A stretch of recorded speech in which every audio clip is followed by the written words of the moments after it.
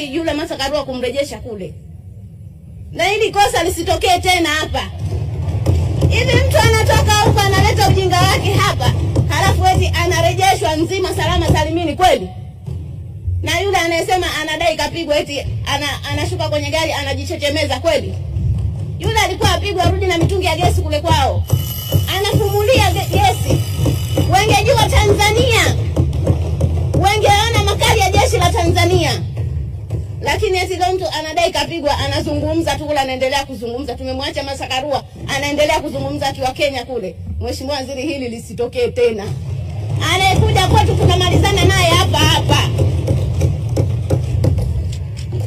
Anaingia ndani ya 18 zetu tumalizane naye hapa hapa.